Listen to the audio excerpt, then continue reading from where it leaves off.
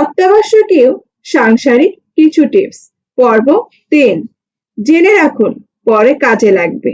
নিজে শিখুন, অন্যকে জানার সুযোগ দিন। ফ্রিজের বদগন্ধ দূর করতে সর্ষের গুঁড়া ব্যবহার করতে পারেন।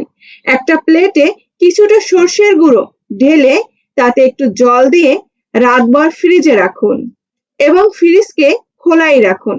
পরের দিন সকালে দেখবেন সব গন্ধ উধাও। ব্যবহারের পর তেল বা পানীয় ট্যাপ ফেলে দেবেন না। কেটে ডিপ ফ্রিজে আইস ট্রেতে পেতে দিন। মাছ মাংসের প্যাকেট আটকে যাবে না। প্রেসার কুকারের গ্যাসকেট মাঝে মাঝে ফ্রিজে পুরে রাখবেন, দীর্ঘদিন টিকবে। টর্চের ফেলে দেওয়া ব্যাটারি কিন্তু কোয়ার্টিজ ঘড়িতে এবং রেডিওতে আরো মাস খানেক চলবে। বাড়িতে আটা ফুরিয়ে গেছে, খামে ট্যাম্প লাগাবেন। ন্যাচারাল কালার নেল পলিশ ব্যবহার করুন। স্যালোটেপের মুখ খুঁজে পাচ্ছেন না? মিনিট 10 ফ্রিজে ঢুকিয়ে রেখে দিন, স্যালোটেপের রিলটা খুলে আসবে। খামের উপর ঠিকানা লিখে একটু মোমবাতি ঘষে দেবেন। জল পরে কালি থেবড়ে ঠিকানা অস্পষ্ট হয়ে যাবে না। টেবিল বা ক্যাবিনেটের ড্রয়ার অনেক সময় আটকে যায়, স্বাচ্ছন্দ্যে খোলা বা বন্ধ করা যায় না। ড্রয়ারের ধারে মোম ঘষে রাখুন, সহজে আটকেবে না। ব্যবহারের পর বাইসাইকেলের টায়ার ভিজিয়ে কাপড় দিয়ে মুছে রাখুন, সহজে কাটবে না।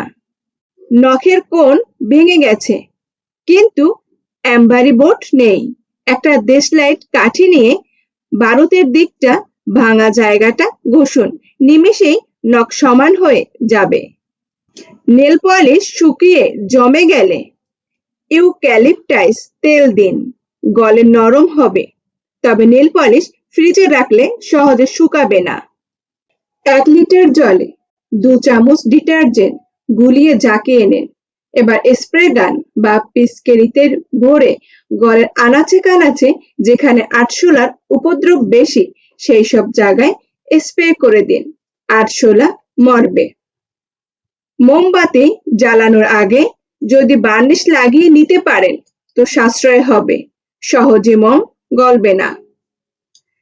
ক্যান্ডেল হোল্ডারে মোমবাতি বসানোর আগে একটু তেল মাখিয়ে নিবেন, ফুরিয়ে গেলে জমা মোম তুলতে সুবিধা হবে।